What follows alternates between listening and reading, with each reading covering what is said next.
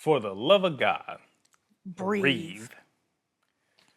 Good afternoon, morning, evening, whatever time you are watching this. I am your host, Charlie Jones. Kimiesha Jones here. And welcome to the For the Love of God podcast, where we discuss things that we find interesting this time of the week. Yes. So today, what we doing?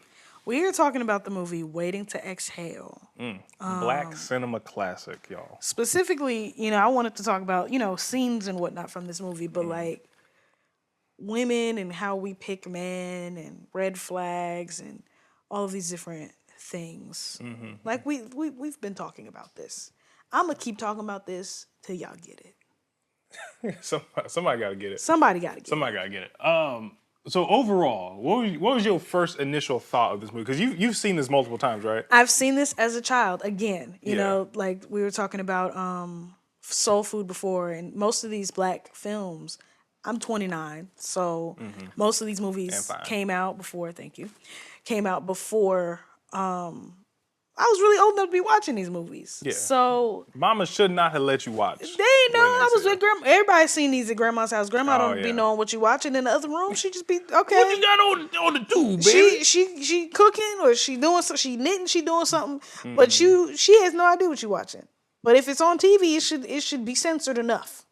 Should be. So should be. Should have been BET. Yeah, BET was doing way too much. But anyway, so yeah, I saw Waiting to Exhale as a kid. And I was just like, oh, Whitney Houston's in it. Like, that's all we care about. Like, what? Whitney Houston. Especially as a singer. You want to see if Whitney can act. So you want to watch the movie. And she can. And she really can. She can act. She was really acting. They was all acting. You know who can't act? Beyonce. Beyonce cannot act. Beyonce cannot act. That's been well established. She cannot act. She cannot act. Which reminds me, we need to do Obsessed. Okay. We need to put that on there. Ain't Ain't that the one where it was like a mistress or something? Yeah. Okay, yeah. And Idris played her husband and stuff. Yeah. That's a wild movie. We're going to watch that and come back to you on That's that. a wild movie. But, yes, so as far as Waiting to Exhale goes, I think that these women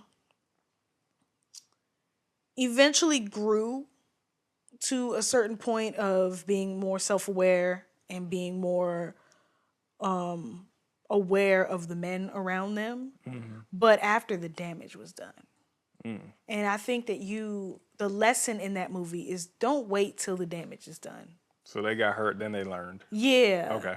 But I think that it's possible that if you can, just use your eyes and don't ignore the flags that are on fire, that you can avoid these things. I'm forgetting these characters' names, so I'm gonna look them up. You said what you thought. So for me, I've only seen this movie once, and that was a few weeks ago when we first watched it together. And I've heard rumblings of general ideas and thoughts of this film, like, oh, the men in there want nothing, and the women, they was the heroes and all that stuff. And I was like, okay, well, let me see for myself. Let me get my own independent idea after watching this film. And y'all, there's something about the era of black cinema with movies like these and the timeline that they came out that I truly believe if we were to watch them as adults, you would realize they are the most destructive, most toxic, most I can't believe this made it out kind of film ever. Like, people be getting on Tubi. People be getting on Tubi because it'd be all kind of storylines. It'd be I cheat back 2, I cheat back 3, the get back. Like, it'd be all kind of titles and stuff like that. He played me. He played me too. And shout out to the filmmakers. Yes. It's hard to make a movie. It's hard. I respect it. I myself am a filmmaker. Yeah. But when we are putting these narratives out, we have to be held accountable. You're responsible for the image of your people, for the image of the culture, and for really overall ideas about how black people see themselves too. So when I see a Waiting to Exhale, and I see all 4 of these ladies go through hell and high water just for men who didn't care, didn't love, didn't show anything positive throughout the entire film, and they still celebrate that at the end, I thought that was crazy. Let's start with Angela Bassett's character. She was Bernadine. Yeah. We call her Bernie. So we'll call ironically named Bernadine, seeing how she burnt down It's The hilarious. car. Yes. So Burn the bands. I think that her situation was unfortunate because her husband cheated on her with a white woman. Just cheated on her, period. But Yeah, race ain't really got much to do with no, it. but that was the whole. The that insult was to the injury is whole that she's a insult. white. Like that was the whole thing. Like every time she mentioned the cheating, he's a white woman. I'm just like, well, he cheated on you, period. That's the bad thing. But that situation was unfortunate. I've seen how marriages can be destroyed by infidelity. And in my opinion, like God can restore anything, but in my opinion, infidelity is you can't come back from it. Like not like you were. Yeah, I mean, that's one of those things where it'll never be the same. No. Like there's a lot that can happen in a marriage. There's a lot that can happen in any relationship, y'all. But that's one of those things where it's like that can certainly be the straw that breaks the camel's back. Like I've seen people stay together, but I think that one, your relationship will never be the same. And it's almost like you're never gonna truly trust them again. Like you can forgive, but forgive doesn't always necessarily mean reunion. It means release. So you've released them of that burden that they carried, that they hurt you, but you can't release how you feel about the situation. So, but anyway, with Angela Bassett's character, I understand why she was upset. I mean, yeah, it sucks to get cheated on. She burnt stuff down, and she said, and not just that, the cheating was kind of like I said, the straw that broke the camel's back. I think what really burdened her was the fact that she sacrificed so much throughout her marriage. Most notably, her company. What was the company she wanted to do? She wanted to do a catering business. Catering, yeah. I think. It was some kind of business, y'all. Yeah. She had an entrepreneurial spirit, and she forgoed her plans and her dreams to help build her husband's dream. Right. And it was successful. His business did well. They all look like they well off. They got a beautiful house, expensive mortgage. It was like $4,000 a month or something. Yeah. And that ain't cheap, especially in Arizona. Especially in 1995. Yeah, $4,000 back then, and in Arizona, because Arizona already cheaper than most places. So they got it. But she let all that stuff go to the wayside to be a helpmate. So to see that basically get flushed down the drain, it was like a spit in the face. I think that also, as a helpmate, because you're both helpmates to each other, one. So nobody should ask you to put your dreams aside. Like, you're still an individual. Nobody should ask you to put your dreams aside to help them build theirs. You're supposed to help each other. And the fact that he was just allowing her to build and help, shame on him for that. Yeah, because I mean, it probably started off as genuine, but then it just became, this is just so much more convenient than actually hiring an employee. Yeah. Because she was working. Yeah. Like, imagine you have all this skilled labor. Did she have a master's degree? I believe so. I'm pretty sure she was well educated, y'all. Yeah, but she's a well educated, well accomplished working class woman. Right. And you're essentially working for free because you're under the impression that this is what you're supposed to do as a spouse. I think that But your spouse is taking advantage of that. I think that what added insult to injury was he was not remorseful at all when it came to, because you have situations where the spouse who cheated is like, I'm so sorry, like this will never happen again, blah blah blah, and they want to make it work. But the fact is, he was like, you can have the house, I'm gonna go be with her, bye. And that was so much worse than him even, being like, I'm sorry. Because, like, you're telling me that you did this thing, and now you're telling me I want to continue to do this free from you. And it's hard. That's horrible. I think that made her feel a lot worse. Yeah. Than it would have. Bad enough to burn a car down. Yeah. Your car. Yeah. Your own car. I mean, you own the car. That was his car, though. That's their car. That's their car, but it meant something to him. She was the whole reason for that was she was trying to make him hurt just as much as she hurt, when that's not possible because he wasn't remorseful from jump. It was just things to him. Yeah. Crazy circumstances.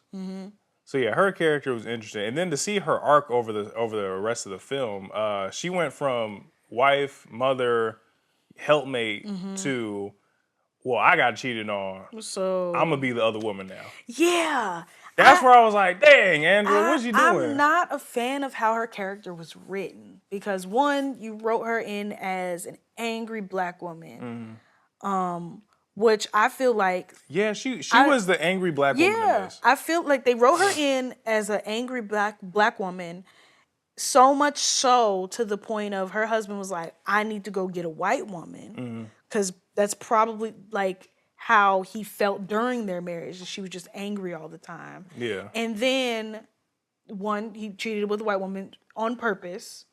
And then it was just like, where was I going with this? Yeah, she was just like, you know what? My family fell apart. I'm gonna destroy another person's family. Yeah, now she don't got the remorse anymore. Yeah, she don't have any kind of care in her body for that type of union. She doesn't see her worth. Like you're still wife material. You're not wife material because someone did not handle you correctly. That's on them. But you decided, oh yeah, whatever, like, isn't that guy married? Whatever, that don't got nothing to do with me. I'm like, it has everything to do with you. Why are you even dealing with him? It has enough to do with you. Yeah, and she dealt with 2 men. Yeah. Remember, it was like some basketball player that she first had dude was like the ex-basketball player who was very married. Yeah. Second dude was... He had a dying wife. Yeah, dying white wife. Because race matters in this Lord, have mercy. Race matters in this film. Yes. So, and she ended up sleeping with the guy, but not having sexual relations, just literally... Like they fell asleep, they cuddled. on the bed, fell asleep. Which is, I feel like that's even worse. It's very intimate. Like, emotional cheating is, I mean, mind you, cheating is cheating. But emotionally cheating with somebody is heartbreaking. But see, this is the thing, though. And I think that scene was significant for a number of reasons. But most notably, let's talk about the elephant in the room, this black trope of, this trope of the angry black woman. Yeah. I think what's so damaging about that trope is the fact that people will hear it and just think, okay, you're angry, you're black, you're a woman. Those are the 3 strikes. I'm not going to deal with you. So you immediately get written off. Yeah. Now, what's interesting to me is I didn't see Angela Bassett as an angry black woman. I saw her as a hurt black woman. Yeah. Now, the difference is those 2 words, hurt and angry. When you're hurt, you need healing. When you're hurt, you need nurturing. You need somebody to care and to love you and to actually be there for you while you embark on that healing journey. When you're angry, nobody want to be around that. You get ostracized. You get shunned and you get banished to wherever dark depths of anger you came from. And when we think of that, in that aspect, it's like, well, how easy is it for people to write off a hurt black woman because they perceive their hurt as anger? Yeah. Now, when we go to fast forward in the film to where Angela Bassett is basically cuddling with the other guy who was also married to the white woman, in that instance, I saw her kind of have a revelation, and it wasn't that cheating is wrong, it's that all she needed was nurturing. She needed somebody to care for her and to love her. And what was so interesting to me was, although that dude, I definitely think he cheated on his dying wife, come on. Yeah. He was looking for somebody who he could nurture, who he saw would actually be able to heal. His wife was dying. She stage 4, 5, whatever the stage is. There was nothing he could do about it. There was nothing he could do with his nurturing. And so men are fixers. Yeah, men are fixers. So he couldn't fix. He couldn't do what he wanted to do as a man, which is take care of a loved one. Angela needed a man to take care of her, and she couldn't find that, even though she kept looking for it in all these married guys. So that was like a match made in cinema heaven for these 2 different hurt people that were hurting in a way that could help each other heal. Right. And I thought, although it was cheating, I understood why they did it. It's sad to see that it took 2 people who were obviously married still, because she was still in the middle of divorce. Yeah. It took 2 people who were still married to basically throw their union out to find who their person was, or to find what they needed in the wrong person. And let me say this. Separated is still married. Still married. Okay? You, I don't care what married. they told you. Oh, my baby mama just staying here for... No! Yeah. He is still with her. Okay? Yeah. They are still together. Whether it's married, whether y'all living, whatever. They're still together. So I wouldn't say continue a relationship either, because that's tricky. Like, please just step away in a year when that person is probably healed, maybe, but I don't know. Yeah, but that whole character arc was really interesting to me. I think that's one of those arcs that, like, until you get to a certain, like, frontal lobe development, Yeah. you're not going to be mature enough to understand, Yeah. like, it wasn't just about the cheating, it was the fact that they were lacking something so significant from their people. And don't get me wrong, it's still wrong. It's wrong. Because of the positions that they were in. Mm-hmm. But, you know, you could tell what they needed. Like, as an adult, like you were saying. Mm-hmm. You can process, like, oh, okay, this is what she needed, this is what he needed, and this is why this happened. Yeah. But it doesn't make it right. Because what made me think was, well, what if they were able to articulate that to their spouse? Yeah. What if Angela was able to say, hey, babe, you know, I'm glad that the business is running well. I'm glad that we were able to work together and was successful, and, like, we made it. We won. She did, though. She said, when she was, like, doing the whole montage of, like, putting the stuff in the car to burn it, she was talking about how she expressed to her husband that she wanted to start the business. Yeah, he kept saying, oh, and he maybe kept next saying, year, oh, next year, yeah. But that's not what I'm saying. She's saying, well, this is the fruit of what I want, but what I'm saying is I need you as my husband to do this. You don't She think... was saying what she needed to do. You don't think she that she needed did? to make the business. Well, I'm basing it off the movie. We didn't see it, so I'm assuming it didn't. I can say that she probably didn't get to that point of being so angry if she hadn't tried everything. If she hadn't tried to talk to him, if she hadn't tried to, you know, do her own thing, whatever. I think that she had tried and tried and tried. And when he came to her with this whole, oh, I'm leaving you for this girl, it was just, it broke her. She snapped. Okay. Well, I can agree with that. Yeah. With that statement, based on the assumption that she did everything she could. Yeah. However, the fact that we did not see that in the film, there is also another assumption that maybe she did not do everything that she could. That's true. And it's not that it's your responsibility to necessarily save your entire marriage, but it's up to you to do everything that you can to do.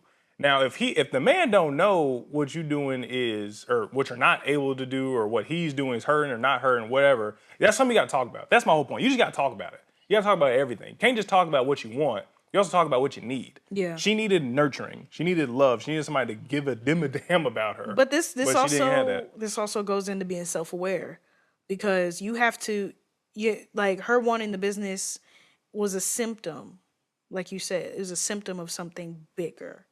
So, and not like the business is one thing that she said, but her being that upset when you probably know that your marriage is, like, going downhill. Y'all don't talk. Y'all don't, you know. And she knew that he was cheating. She said that she knew. Yeah, they was so far gone. They were so far gone. Yeah, they were so far gone by this point, so she knew. But the issue is, like, oh, where was I going? Mom brain, y'all. Oh my God. Take your time. She wasn't self-aware enough to say, hey, I'm depressed because, or this is happening like this because, like, she got kids that are young. People don't know that you can have, like, this is just, you know, me thinking like maybe this was the case. But you can have postpartum depression up until your kid is 10 years old. Like, it might have been so many things. You're caring for them kids by yourself because your husband is doing all this work. He's always at the office and he's cheating. So he's never home. And you're doing all of this by yourself. You're taking care. And that's a job in itself. What people don't understand is being a stay-at-home mom is a whole job. You got to clean. You got to cook. You got to take care of kids. And sometimes it's an all-day situation, depending on how big your kids are and all of that kind of stuff. So I think she probably felt, one, unheard and undervalued. And she couldn't articulate that because she was so stressed out. Yeah. I agree. Yeah. I agree. Okay. Next. The other character, who is the next character that you think was interesting? I think Robin, the one who was with that dude from The Wire. The heavyset dude who was dancing. From The Wire? Oh, yeah. Was he in The Wire? He was in The Wire. Hold on, what's his name again so people know what we're talking about? Weldon Pierce. Yeah. Was Weldon Pierce in The Wire? Was he? I don't think he was in The Wire. Let me see. I believe he was. He was in Suits. He was in The Wire. He was in The Wire. He was in Suits. See, I remember him from Suits. I don't remember him from The Wire. He was in everything. This man is in everything. But anyway. He's a gem in the black community. Yes. Certainly. So Robin, the Robin character, she was dealing with, what was that guy's name? The dude who played in the 5 Heartbeats. What? Oh, yeah. What's his name? Russell. Russell. Yeah. So she was dealing with Russell. And scumbag. Russell was her freaking kryptonite, man. Like, good Lord. Her Achilles heel. And that's a soul tie if I ever seen one. Because, good Lord, she said that she was talking to Whitney Houston's character, which is Savannah. And she moved to Arizona for Russell. Russell said he was going to leave his wife. And she had gotten pregnant by Russell. Russell was like, I'm not ready for this. So she aborted the baby. All these different things. And she still dealt with him after that. Still drank the Kool-Aid.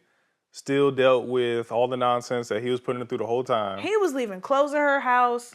It was one specific scene where she was like, he's going to go talk to his wife and end it, right? So she was talking to Savannah about that. And Savannah was like, girl, I don't know. Like, this has been going on for years. Like, we know. So he comes back. And she's like all dressed up, to be cute and like have a little sexy time. And he's like, oh no, I'm ready to go to bed. Yeah. What man is going to pass you up looking like that and say no like that? So she immediately was like, you slept with her, didn't you? And he was like, I'm not going to be questioned about sleeping with my own wife.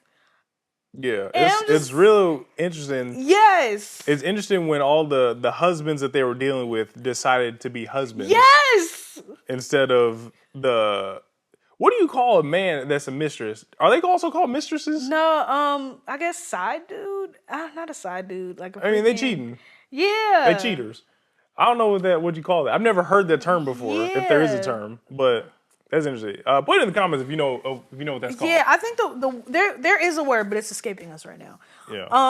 But yeah, so the point is, she was like, oh, he's gonna leave her, like, oh my goodness, like, and I've seen people say this, in real life, like, oh yeah, he gonna leave her, he gonna be with me, and blah blah blah blah, and it's just like, why would you want that? Yeah. That's the thing you be saying all the time. Like, you get them, you lose them how you get them. You lose them how you get them. You get them. Like that white girl that Bernadine's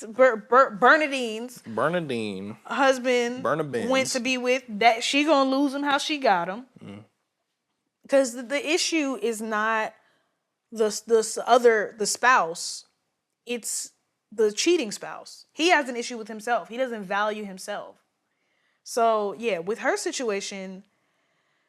I just felt so bad for her because she went through all of this trouble to try to keep this man, probably just because she mistaked like being in love for being very much in lust. What do you think? I don't feel bad for her. Okay. Who I feel bad for is that man's wife, Russell's wife. Yeah. Because she out here catching strays. Obviously, yeah. They're catching strays. This is my issue. There's 2 women in this film who I genuinely believe just got done dirty. And that was Angela Bassett's character and what's her name who had the gay husband? Gloria. Hallelujah Jones. Those are the only 2 characters to me that really, I believe, got done dirty. Yeah. Because Gloria, she got with somebody who on the surface said, I'm this, that, and the other. We're going to be together, holy matrimony. And then all of a sudden, turns out they've been fighting this demon of homosexuality, and now they split because this person went to go live their truth. And that's wrong because you didn't drag this woman. You didn't create a child. Yeah. You started a whole family. You done made people. And because you weren't able to deal with your truth prior to dealing with another person, now you've got everybody wrapped up in your lie. Yeah. That's crazy and that's hurtful. And then Angela, who, for the life of us, we can only assume she did all she could to express what she needed, and she still was let down by this person for another woman, which is crazy. Everybody else, though, Savannah, Whitney Houston, Yeah. she was just cheating. She was the other woman. She was cheating, and I think that's why her and Robin connected. Yeah, because they was doing the same thing. They were doing the same thing, but I think let's go back to Robin's character. So what did you think about that entire situation? I thought Robin personified those women who, what's the word I'm looking for, y'all? I'm gonna just put it bluntly. They think they such hot shit. Yeah. That they can just get anything and get anyone that's just gonna work and like life is just gonna life for them.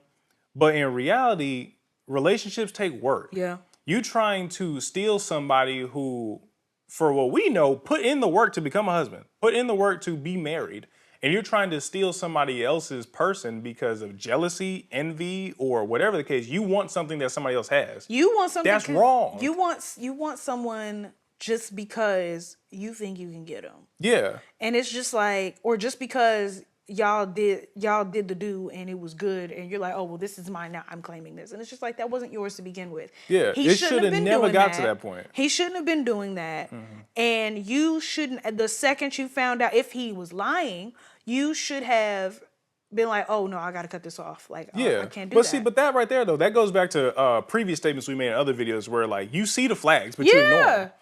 If this man only see you from the hours of dark 30 and before I gotta go to work, girl, he's hiding. You know that like this man has a whole other family. If every time y'all getting together, you in lingerie, but the fact that it comes out and you still want to be with him, he's crazy. Like. But no, I've seen situations where like the woman met the whole family, met the kids, met the wife, shaking hands, met the mother. Yeah, seeing who they're destroying. Yes, and it's just like, I want him, I don't care. Yeah, that's a straight up abomination. Yeah. And I really think that her character was abysmal for that, y'all. Yeah. I think that was down dirty, like some dirty dog behavior from the woman. Because I'm like, it's bad enough that dude's doing it, but no one put a gun to your head and said you have to be with Russell. You have to be with these married guys. No. Why? No. Why choose to marry? Your person is not going to be married when you meet them. Like, I promise you. God is not going to send you somebody else's husband. I promise you. He's not. What is it? He's not. You know why? I think that trope keeps getting played out, especially in this era of black films, because drama sells. Yeah, that's gonna sell tickets every time, y'all. You gonna put butts in them theaters, and it's not necessarily a trope, because this is really happening. Because people really think that they're above things happening to them. You really do lose them how you get them, and why would you want to subject yourself to somebody that's not even fully yours? Yeah. Why? And speaking of that, there is one character who I saw the light bulb go off in their head. Yeah. Savannah. Yes. Savannah's light bulb went off at a really interesting time. She was on the phone with her mother, and her mom was calling up the station. She ain't here trying to do this new job. She took a pay cut for it because she's trying to trace a dream of being a producer in this film and TV industry thing. Well, wait a minute. Let's back up, because before the phone call, she had Kenneth was the dude. That's Allstate, Stan. That guy. You were not in good hands. You were not in good hands, Savannah. So, he had came to see her or whatever, and they're talking whatever. They didn't slept together, all whatever. Yeah. He had lied and be like, "Oh my goodness, my daughter was so sick." Blah blah. And then blah. criticized the wife and mother. Yeah. For how well she did not take care of the daughter. So then she wakes up after, they've been together all night. She wakes up, he's out on the porch on her phone, calling long distance. Definitely long distance. Because that brother lied and said he was out of state on a work trip. He didn't even use a cell phone. He was calling long distance on her house phone. Oh my God, it would be hot if I was in 1995. But anyway, So he calling long distance, and he's talking to his wife so sweetly, like completely different than how he's describing to Savannah how they interact. It's just like, okay, yeah, like I'll be there. Okay, tell her I love her, like all of this kind of stuff. And Savannah overhears, and she's like, okay, I know how to deal with you. Like she already know, like I'm about to cut this off because he's not doing what he said. And I don't want women to have to get to that point. If he has a wife and he was honest enough to tell you, yeah, I got a wife. It should stop right there. That should be the end of it. It should stop right there. Man or woman, if you discover that the person you're interested in has a spouse, full stop. God bless you. Have a nice day. Yeah. See ya. I am glad that she woke up in that situation and was just like, yeah, nah. So she stopped answering his calls.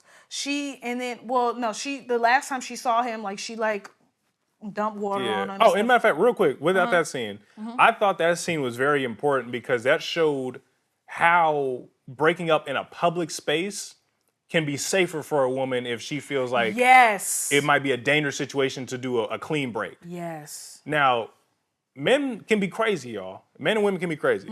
But if you're dealing with somebody who you think might truly hurt you when you're trying to do that cold turkey cutoff, it might just be best to do that in a public space because odds are they're not crazy enough to do it when there's witnesses. This is my thing, too.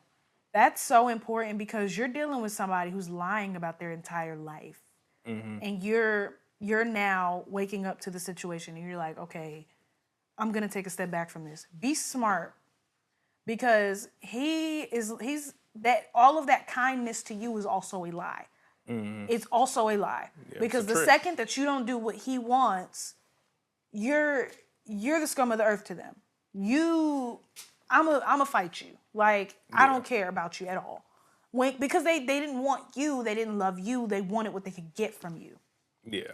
And now, one more thing too about this scene. Although I understand it was a film and it was made for interesting on-screen chemistry and whatnot, men and women, please don't throw a drink on somebody. No. When you're in the midst of a heated argument or a breakup or anything like that, because it's been ruled in many states and many courts of law, throwing a beverage is assault. So you a whole time catch a case, and now you liable for the other person to invoke self-defense. Now that's not a road you want to go down. That's not, because people be packing, people be poking. It's why open yourself up to that risk? Don't do it. It's classless. So, and now going back to the phone call with the mother, because Kenneth was so upset. He was calling the mother, and I'm just called your mama. You calling the mother, and you wrong. But anyway, so he calls the mother. He's like, "Oh my goodness!" Like she spazzed out on me. Like, "Oh my goodness, what am I supposed to do?" So the mother, because he knows that she's the only person that Savannah will listen to, or used to listen to. She calls Savannah. Is like, "Oh my goodness, he's a good man. He's just in a bad situation. A marriage." A loving marriage with children is a bad situation? They drinking the Kool-Aid. So, so he's just in a bad situation. And Savannah's like, well, that's not my problem. Like, I got a career, I have interests, I have other things that I'm enjoying. It's not all about a man, which it's not. So, so she, she's like, whatever. And then that's when the iconic line, "He's a good man, Savannah." And then "You marry him then." Click. Yeah. Yeah. That part was really interesting to me because I'm like, I'm glad that she stood up for herself in the face of adversity from her mother, who was obviously a major influence in her life, which I think isn't too far-fetched. I think a lot of women have a pretty good relationship with their moms. Or at least a relationship that they care about what they think to some degree. Yeah. So for her to stand up in that adversity, I thought that was pretty profound. I think that it's good that despite how she was raised, because if her mother was saying all of this, then she's probably seen some things to think that this was okay in the beginning. But now she's like, you know what? This is not right. And my mother ended up alone. So why would I go down this same path? Like that guy didn't leave his wife for my mother. So why? Right. Right. Yeah. Why would I go down this path? I want my own husband. I want my own family. I want my own children. Now, it's another thing if God forbid something happened in your own marriage that y'all can work out or decide to leave or whatever the case may be. But this goes to red flags and them being on fire and you understanding what to look for.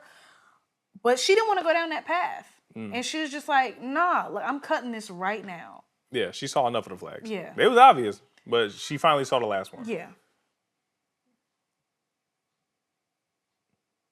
Let's see if Kaden lets us finish our episode. So we talked about those three. Now, Gloria Hallelujah Jones. It's Woods. Woods, yeah. I just making up last names. Yes. Gloria, I really believe, was the only one who did it right. And by right, I mean, oh, you know what though? Hold on. What? Was she divorced? She Definitely separated. I don't think, were they ever married? I don't think they were ever married. I think That's, if you know the answer to that, was she married? Yeah. And if so, was she divorced? Drop it Put it in in the comments. Let's assume that she wasn't. Let's assume that they made a child. Yes. Okay. So they made a child, y'all. Based off that assumption. Yep. She the only one that did it right. She said, okay, you know what? This dude, he gonna live his own life. As much as it hurts me to be subjected to your decisions, you are gonna do what you're gonna do anyway. You a man, go do what you're gonna do. I'm gonna do me. And then let's talk about the only good guy in the film, the neighbor. Yes. Which I don't know that man's name, but neighbor who had the plus size wife who passed, and he done moved to start a new life on his own in Arizona. Marvin, brother Marvin. Now Marvin was a good man. Yeah. That's a good man, Savannah. Yes, that's a good man. He was minding his business. He was working. Taking care of what he got to take care of. She came over there because he was a new neighbor, all this stuff, blah, blah, blah, blah. She thought he was the mover. Yeah. And she was trying to figure out who was moving in next to her. Right. And that was a funny interaction. Yeah. But I hope he's not watching me walk away. But nah, so yeah, that was a really wholesome part of the movie compared to everything else that was just diabolical. So I think that Gloria's issue, she's not innocent.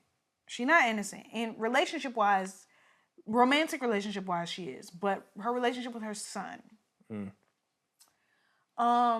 because he has been the only man around the house for so long,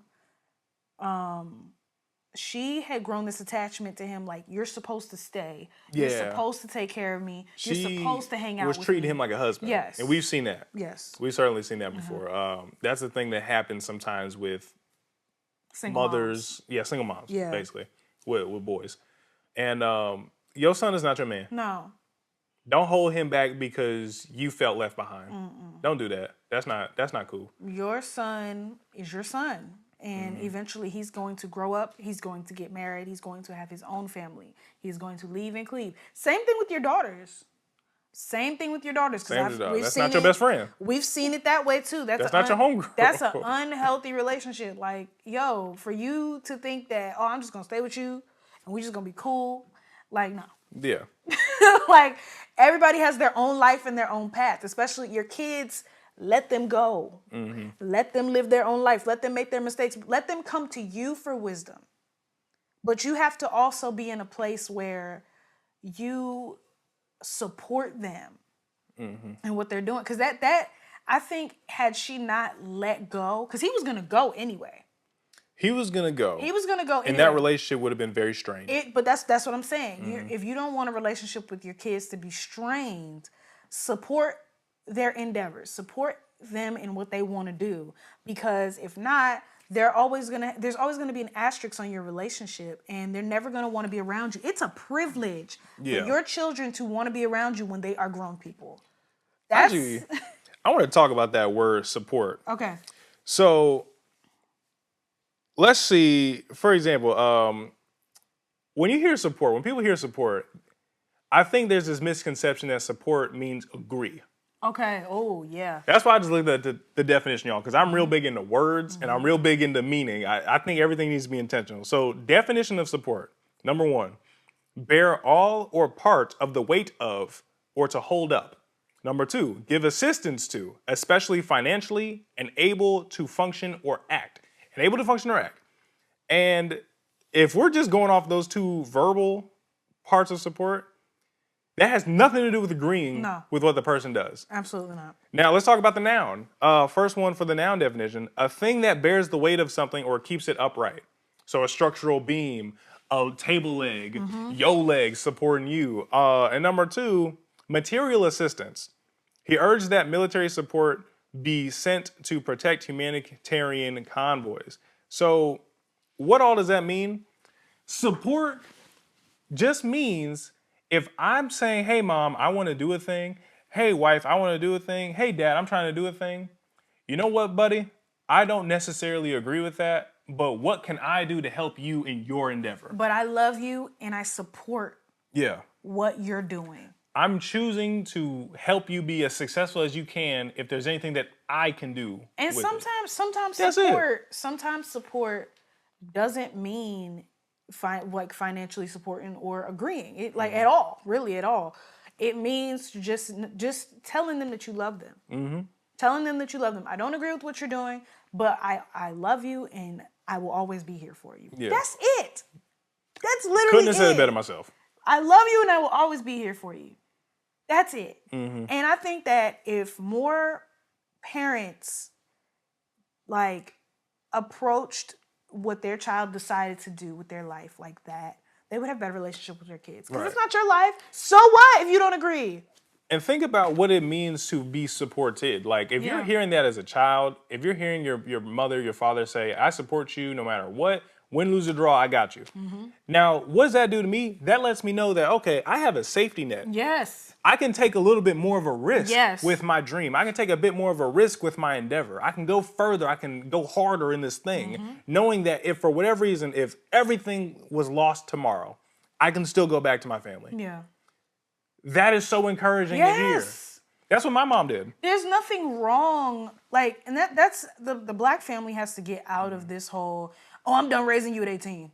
At 18, you have no idea what the hell you doing. I feel like when you hit 18, that's when the support especially needs to start. Yes! Because you're raising until 18, but you support from 18 and beyond. Yes. I think we just unlocked a new part of our brain when it came to parenting just now. I know I just did. Because my thing is, I'm not going to tell my kids, don't call me if you need somewhere to stay. Don't call, just because you decided to go to this college and not that one. Don't come back home. Yeah, they didn't listen to your advice.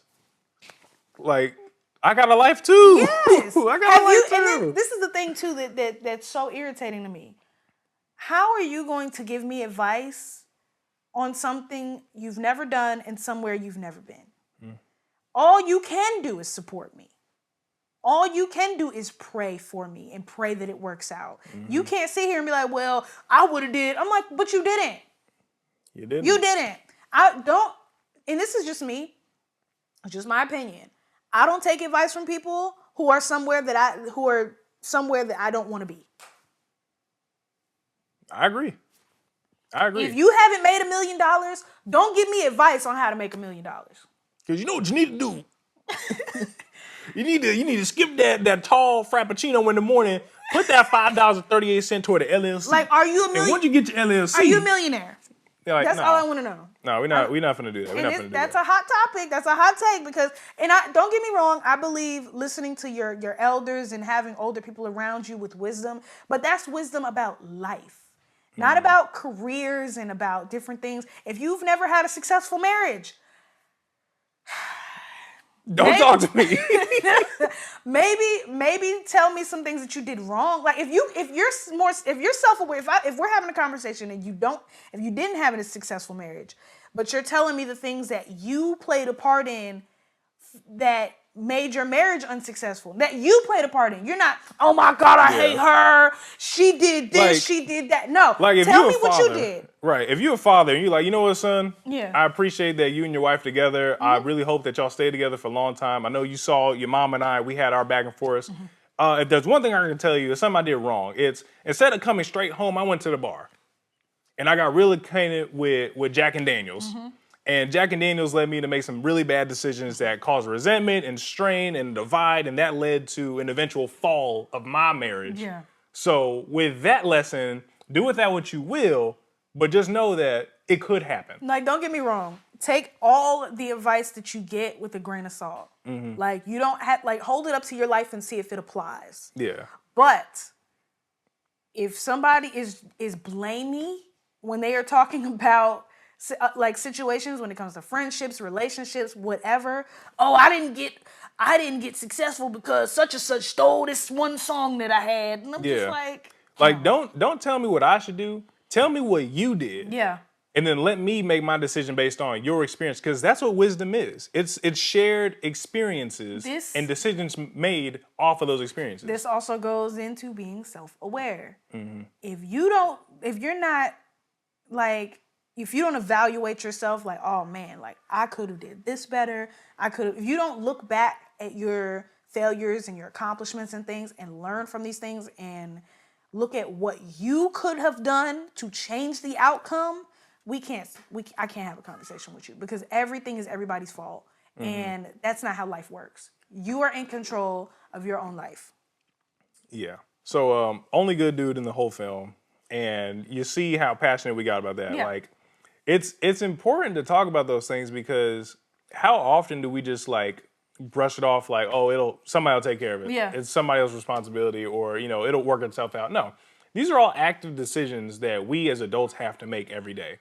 Do I want to continue to make the bad decisions that lead me to dealing with other people's spouses? Do I want to make the bad decisions that keep leading me in relationships that go nowhere? Do I want to make decisions that turn my children away from me? No, I don't. That's the first step. The first step is not wanting to continue to do the things that you're doing if you want to make a change.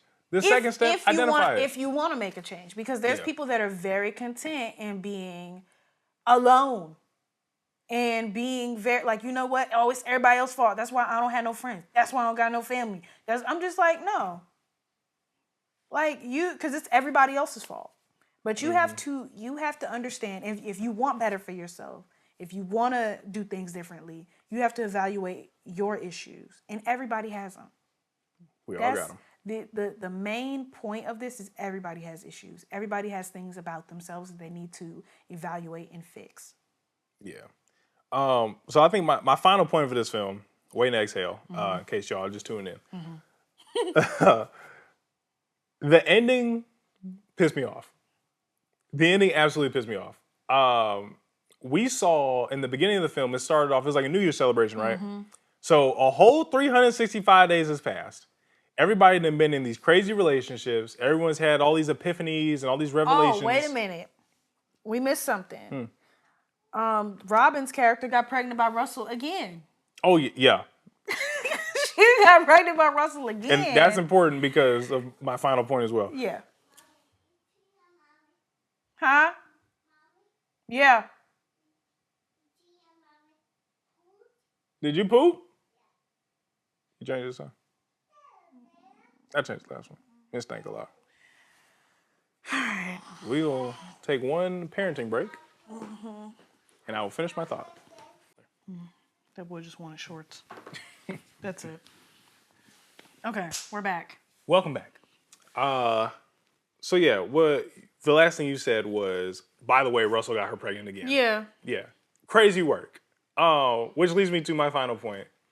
In the beginning of the film, it was New Year's. Wait, I think we should go a little bit deeper into that situation specifically, because he didn't just get her pregnant and that was it. She decided that he wasn't allowed to be in the child's life. And I think that they tried to make that seem like it was such a positive thing. And I don't think it was, regardless of how your relationship was with the guy. Your child now don't have a daddy. And that's going to negatively affect them. Whether he's a horrible person to you, whatever, because you decided to lay down and get it. He might be an exceptional father, but we didn't give him a chance.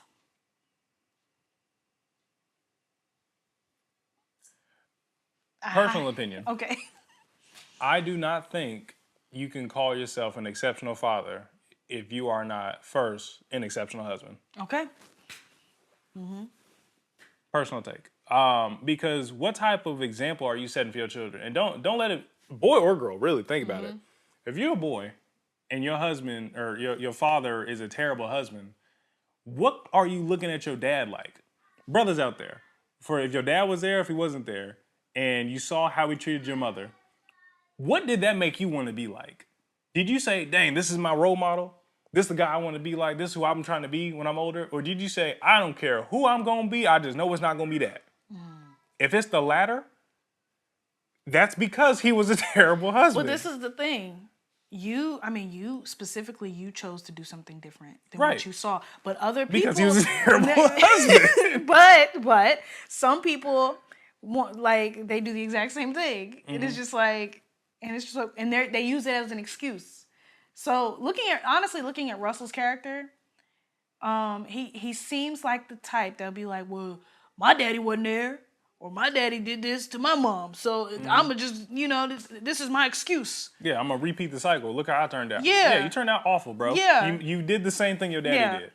But that's what I'm saying. Like, you cannot be a good father if you are not first a good husband. Point blank. Period. You want to fight about it? Put it in the comments. I got time, because as a person who did not have a positive male role model in their life consistently, like a father, that stuff hurts. Yeah. There's so much confusion. There's so much pain. There's so much hurt and heartache that you have no idea how to deal with. I fought so much as a child. I fought my sisters. I fought kids in class. I fought teachers. I fought myself. I did so much self-destructive things in my life as a child because I had nowhere to go with my questions, and nobody could come to me and teach me how, as a boy, I'm supposed to develop as a man. My mother couldn't do it. My aunties couldn't do it. I had coaches who I only saw an hour and a half a day of practice. God bless them, they did their best. But you also got 40 other kids and their own children. So you can only get bits and pieces of positivity. And when you grow up like that, you either choose to, like I did, take as much bits and pieces as you can, be in every kind of club, be in every kind of organization to get as much as you can to make... What I had to do was I took all those pieces and I manifested that into the father I never had. I took a piece of my coach, Conrad. I took a piece of Coach Ari. I took a piece of Mr. Jeffers, my English teacher. I took a piece of Mr. Johnson, my homie's dad. And I put all those pieces together and was like, this is my dad. What would this person have me do? Wow. And that sucks. It sucks. And I'll say this, as a girl child, my dad was there, but he wasn't there. Emotionally. Talk about how presence and the lack thereof. Yeah, so is going back to your point of you can't be an exceptional father if you're not an exceptional husband. My upbringing was like, as a girl child, you experience, it may be different, but it's also still detrimental to you because you're like, okay, your father is supposed to be your first role model of how a man is supposed to behave, especially when dealing with women or, taking care of his household. And my father, my parents' marriage was all over the place. There was a lot of infidelity. There was a lot of, arguing. There was a lot of, just a lot going on. And for a long time, I was just like, okay, well, I guess infidelity is a part of the deal. I guess that that was the only, in my family, my parents were the only ones married. My childhood, your cousins are your best friends. So, I don't have anybody else to look at. My parents are in front of me, and everybody looked to my dad as their dad. Their dads weren't in their lives either. So they saw something different than what I saw, because I saw a marriage where they just saw my dad as being a father who took me places, did things, whatever. I think that him being a not so great husband shaped what I thought a relationship was supposed to look like for me later on. Like that's just as good as it gets. Yeah. Because obviously this is as good as it gets. This is what my mom got. Especially if she's accepting this. Like she stayed. So I'm just like, okay, well, I guess. And then my whole life too, unhealthy relationship with my parents. Completely unhealthy. I love them so much. But completely unhealthy relationship with my mom where she's just like, men are stupid. My whole life she's told me men are stupid. Like, just because that was her experience with my dad. And I'm just like, if men are so stupid, why are you with him? Like, especially because all of my aunts are single. And that really make you question, just that statement right there, that really make you question the intelligence of the person saying that they spouse is stupid. Because if they stupid, why are you with them? What you with them for? Like, why are we still, like, and my thing is, as a kid, I'm just like, I just want my parents to be together because that's what I think it's supposed to be. Yeah. Like, your parents are supposed to be together. You don't know all the details of the relationship. You don't know things from an adult point of view. Yeah, you don't know what healthy look like. I had to grow up super fast too because I knew details that I should not have known about their relationship. And I'm just like, well, stop cheating. Mm-hmm. I'm telling my father this at 8. Oh, that's crazy. I'm like, don't do that. That's crazy work. And he probably like, what you know about? Like, not even that, because I'm just like, you don't care to the point that, like, because your wife, girlfriend at the time, because my parents got married when I was 8. But what? Yeah. What I say? What did I say? You cannot be a good father unless you are a good husband. I was born before my parents were married. I was in the wedding. And these ain't just my words, y'all. I'm going off the Bible. Yeah. I'm going off what the words say. There's an order to this. There's an order to creating a family. For a reason. It's not to say, like, it's not because God is a mean kid saying, you can't. Yeah. It's because it's really for our protection because you got free will. You're going to do what you're going to do. If you can take care of your wife, then maybe you can take care of some kids. And maybe you can take care of a family. Mm-hmm. Like, these are things that are in place for a reason for your development. Yeah. But I'm glad you brought that up because we were definitely skipping over that. And that goes into my final point. But did you have anything else? I think that was it. Well, I'll talk more about my life, and you'll talk more about your life as this goes on. Because y'all gonna get a lot of bits and pieces you start to piece together. Yeah, as you can see, like, and I want to say this, like, I don't by any means think my parents are horrible people. Like, and I'm not saying this because, like, they'll watch or whatever the case may be, because they probably would hate that I would even say this, but this is my truth. Mm-hmm. But and it affected me. This don't got nothing to do with them. Right. And I've certainly forgiven my parents. Yeah. It took a while for me to, like, let go of that resentment and pain that I was holding on to for so long. But you get to a point in your life where you're like, you know what? Am I living to spite the people who raised me? Right. Or am I living to love the God who chose me? Right. And I'm choosing to love the God that chose me. So. Like, you have to become your own person. You can't just model your life after a person you thought was the best example in the world. And you can't use the excuse, well, this is how I was raised, either. You have to, God created you to be your own person. God created you to be someone different, to do something different. And you can't let...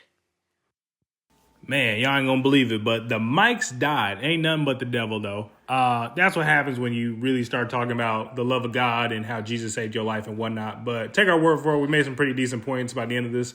And tune in next week for the next episode. Sorry this one took so long. Boy, quiet, I'm doing a voiceover. But yeah, y'all, we love you. We love Jesus. We hope you find him for yourself.